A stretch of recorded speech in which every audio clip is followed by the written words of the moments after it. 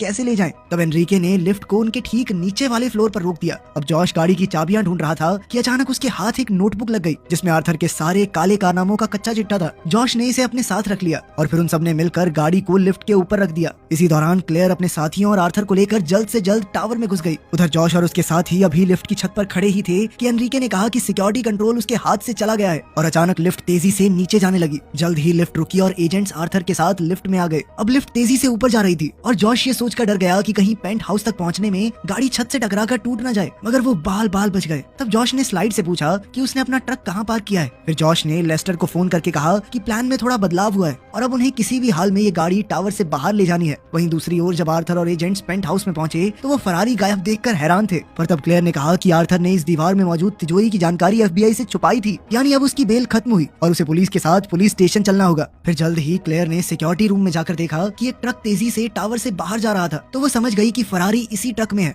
इधर लेस्टर भीड़ को चीरते हुए ट्रक भगा रहा था, तो जल्द ही एजेंट्स भी उसके पीछे पड़ गए। मगर जैसे ही वो एक गली में मुड़ा तो अचानक पुलिस ने उसे चारों ओर से घेर लिया। अब जैसे ही उन्होंने ट्रक खोला तो वो एकदम खाली था। तब क्लेयर ने लेस्टर से पूछा कि उसके बाकी साथी कहाँ हैं? पर लेस्टर कहने लगा कि कौन साथी, किसके साथी? मैं तो ऐसे ही निकला था गाड़ी भगाने, बस किस बारे में बात चल रही है? खैर कुछ ही समय में FBI ने गाड़ी चुराने के शक में जॉश और उसकी टीम को गिरफ्तार कर लिया। खैर अब पुलिस उन सबको आर्थर के साथ एक ही ट्रक में पुलिस स्टेशन ले जा रही थी। आर्थर ने जॉश और उसके साथियों से कहा कि वो तो कुछ ही दिनों में अपने पेंट हाउस में वापस चला जाएगा, मगर उन सबको सालों साल तक जेल में सड़ना पड़ेगा। इस पर जॉश ने कहा कि वो सब तो कुछ साल के लिए जेल जाएंगे, पर आर्थर को पूरी उम्र के लिए जेल में चक्की पीसनी पड़ेगी। तब जॉश ने खुलासा किया कि उसे आर्थर के काले कारनामों की नोटबुक मिल गई है। तो आर्थर बुरी तरह घबरा गया। उसने जॉश और उसकी टीम को गाड़ी की कीमत का 10 गुना यानी $450 मिलियन देने का ऑफर दिया। पर तब एनरिके ने उसे याद दिलाया कि टावर में टिप देने पर सख्त मनाही है। बाद में FBI ऑफिस में मिस लवांका आई और उसने कहा कि वो जॉश और उसके साथियों की वकील है। असल में उसने 3 दिन पहले ही लॉ एग्जाम पास किया था। फिर लवांको ने वो नोटबुक FBI के हवाले करके जॉश और उसके साथियों को उसी समय रिहा करने को कहा। इस नोटबुक को पाकर पुलिस वालों ने उन सबको रिहा करने का वादा किया, पर जॉश को 2 साल की जेल काटनी होगी, जिसके लिए वो राजी हो गया। अंत में हम देखते हैं कि स्लाइड, एनरिके, फित्जू और ओडेसा टावर की छत पर जा पहुंचे थे।